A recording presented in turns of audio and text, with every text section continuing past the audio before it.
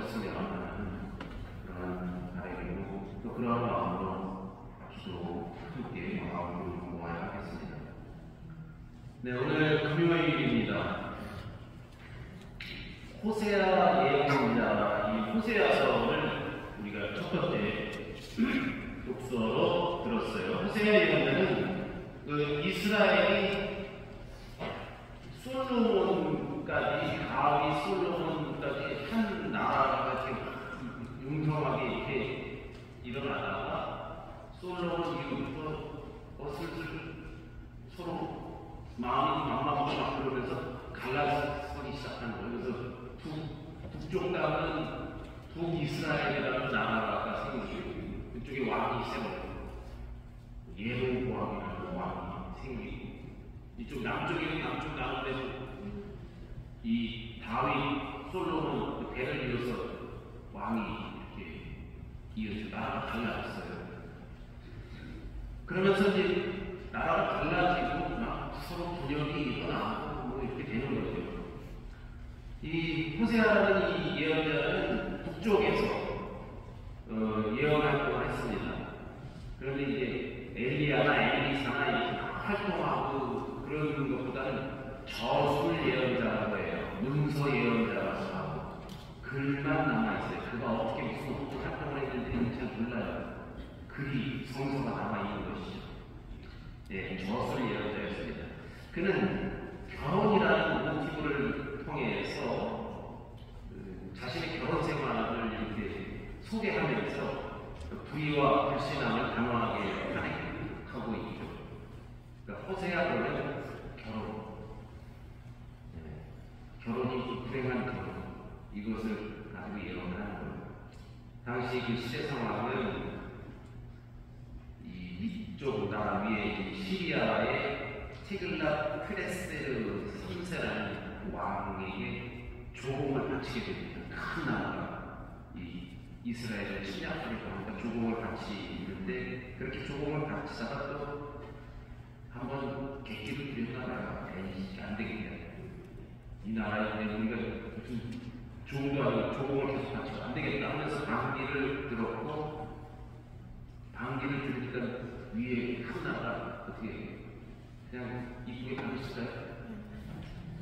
이놈들 봐라 그러면서 그냥 공격을 해서 망하게 되고 멸망하게 됩니다.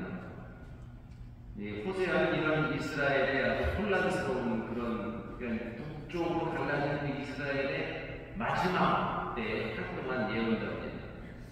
근데 여기서 또 재밌는 건 이름이 우리나라에 여기 철수가 몇 명이나 될까요? 순이, 영이, 순자 많겠죠. 호세아도 유명한 호세아가 2명이 있는데 호세아 예언서가 있고 또 호세아 임금이 있어요. 북쪽 이스라엘이 멸망할 당시의 마지막 임금이 호세아예요. 그 예언자 호세아하고 왕 호세아가 있다. 이 정도 여러분들 기억해 두시면 좋을 것 같아요. 호세아 예언자는 예로보암 2세 때부터 활약을 해가지고 약 오랫동안 이렇게 활약을 했다고 해요. 혼란기에 활약을 했고 또 그 혼란할 때니까 나라가 망하려고 하니까 임금이 자꾸 바뀌는 거예요. 임금이 들어왔으면 거의 신학에 반역을 일으켜요. 오반이라는 표현을 하기도 하는데 반역을 일으켜서 임금을 죽이고 임금을 내쫓아오고 저 이집트로 피신을 하고 뭐 이렇게 하면서 3개월짜리 임금이 막 생기고 그러는 거예요. 짧게 계속해서 혁명이 일어나는 거죠. 그렇게 막 뒤죽박죽으로 바뀌면서 결국은 아시리아한테 망하게 되는 이때 이제 호세아가 이러면 안 된다. 정의를 내세우고 올바른 제사를 해야 돼. 이런 이야기를 연설을 막 퍼부었던 것이죠. 그렇게 이루어진 독서의 이야기이고 복음으로 오면 모든 계명 가운데 첫째가 하는 계명은 무엇입니까? 첫째 계명은 뭡니까? 예수님께 물었습니다.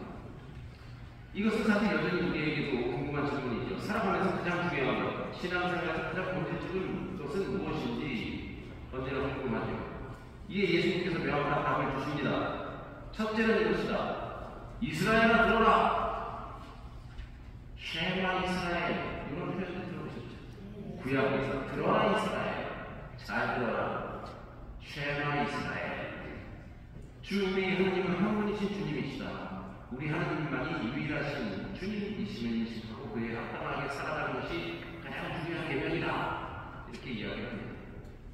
그런 맥락에서, 같은 맥락에서 이제 독서 또한 비슷한 내용을 선언하는 것이죠. 나라가 이제 망하려다 보니까 어수선한데, 그렇다고 해서 아시리아, 이쪽에 저 강대국 그 아시리아가 저희를 구원하지 못합니다. 고아를 가르치고 계시는 분은 당신뿐입니다. 하느님뿐입니다.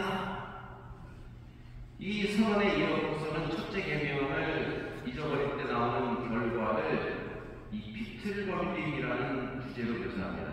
오늘 독서의 메일 자체 보면 이렇게 시작하고 있어요. 이스라엘아, 주 너희 하느님께 돌아와. 너희는 죄악으로 비틀거리고 있다. 뭐 어떻게 해서 비틀거리는 게? 이게 수치한 거죠. 이게 제대로 못 걷는 거죠. 뭐 술이 취했건, 아니면 뭐 건강이 안 좋건, 뭐 다리가 불편하건, 그러니까 비틀비틀거리는 거죠. 똑바로 돼 있으면 아주 올바르게 걸을 수 있는데, 죄악으로, 죄 때문에 비틀거리고 있다. 그런데 이곳에 오늘 이 독서 마지막에 주님의 길을 몰고 가서 의인들은 그 길을 따라 걸어가고 죄인들은 그 길에서 비틀거립니다. 또 오늘 독서가 시작하고 끝이 비틀거린다. 이런 얘기를 하고 있어요.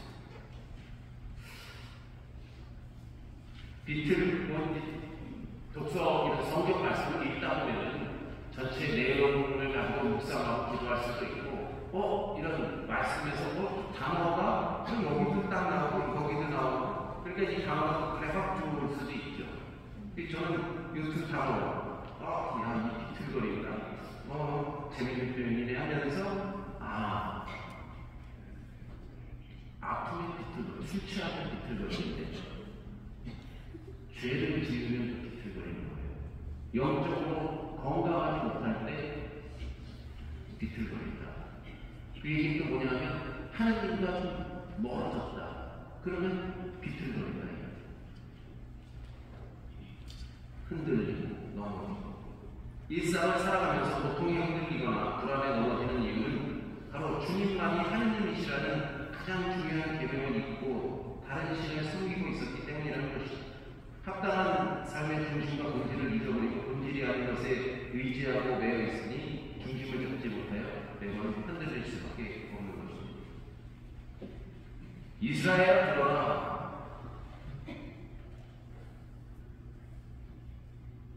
주 우리 하나님은 한 분 주님이시다.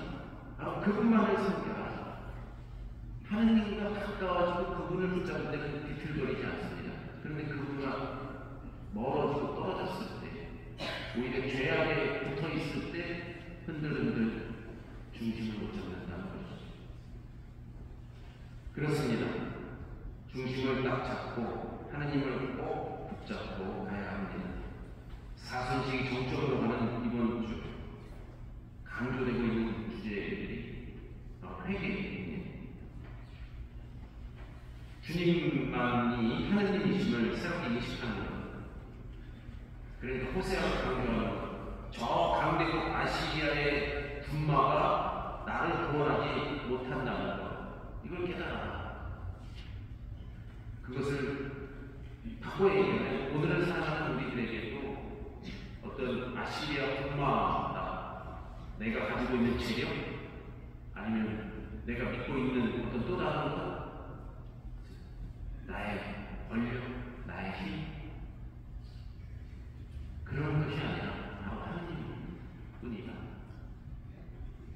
그렇습니다. 우리가 주님만을 꼭 붙잡고 갈 때 우리는 더